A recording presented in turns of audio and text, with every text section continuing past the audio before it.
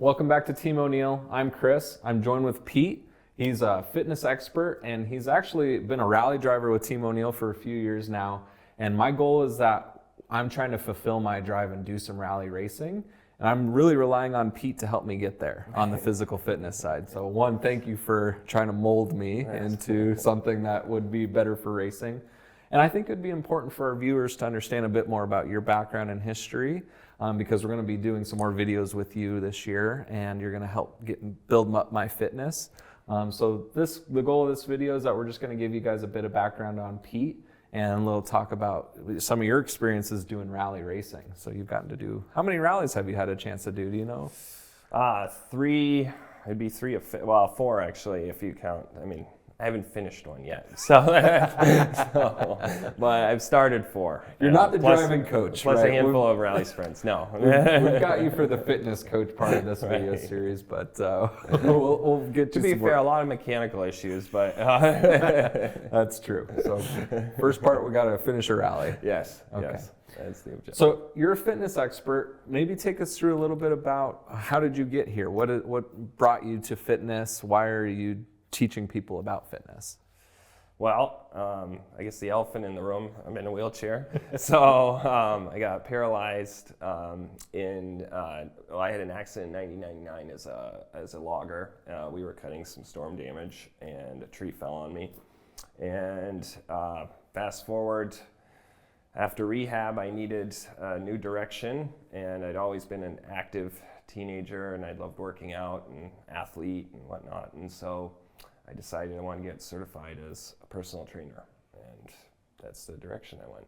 Wow, so 99, you had an accident, and so you've been living with this since then. And yep. What drew you to rally? How long ago did you hear about rally racing? Well, rally, it's funny. The actual term was relatively just probably in the last decade, believe it or not. But it was more of it's kind of a North Country pastime for young guys around here, and I'm sure young ladies too, just driving and ripping around the back roads. And for years, I would drive by Team O'Neill because Dalton Mountain is right down the road from my house, and I'd remember telling, my partner, like, this is where I want to go someday. And so it was kind of always in the back of my head because I wanted to just learn to have those skills, on the, probably I'm trying to think if it's not so necessarily in legal means, until I knew there was a sport that you could do this legally. Yeah, Tim's broken the ice on that. He used to race our roads because that's where the cops told him to go. So you're just following in the similar footsteps without realizing it. And it's funny because Tim and I have talked. We've probably met each other on Dalton Mountain on several occasions. So. Perfect. So you were already you liked rally racing, or you liked driving fast on dirt roads. Yes. And it was something that you really wanted to once you realized there was a sport about it, you would love to learn more. Yes. And you were always doing the fitness thing, just paying your bills, and that was your business. Right. You have your own gym? Yes, in Lancaster, New Hampshire. I started in 2004, October 2004, and we're in our final destination. We were always leasing until this point, and then we bought a building 5 years ago. So you're an entrepreneur, you've done some rally, you do fitness health coaching, and you are in a wheelchair. So you've got some things that have happened to you in life, but good, bad, and indifferent. It sounds like you're a pretty positive guy. Always move forward, keep moving, always keep moving, and always keep moving forward. So that's always been the motto. I love it. Tell us about what you learned being in the rally car. What have you learned from actually racing and fitness?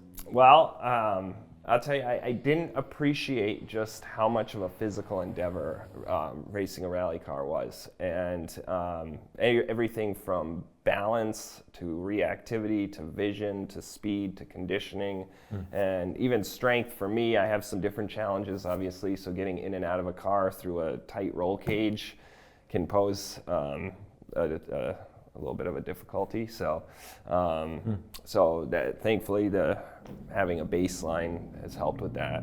Okay. But even just like understanding the extreme temperatures that you face when you're in the rally car, depending on what season the rally's in. Yeah.